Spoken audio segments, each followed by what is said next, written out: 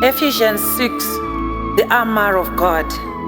As Christian soldiers, we are to put on the armor of God to guard ourselves against the forces of darkness. We are the soldiers.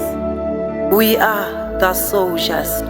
And I am a winner.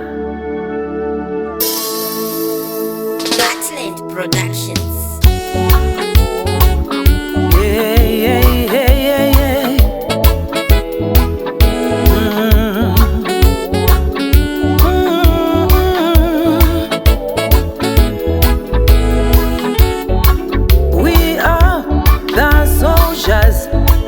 Soldiers of the Lord, be strong in the Lord, put on the armor of God.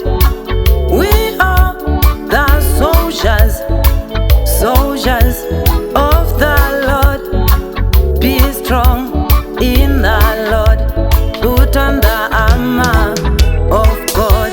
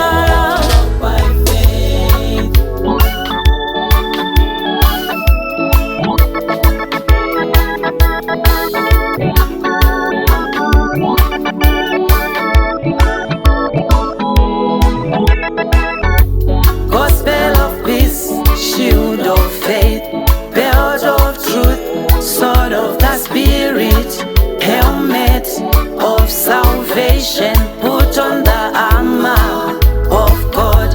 Gospel of peace, shield of faith, belt of truth, sword of the spirit, helmet of salvation.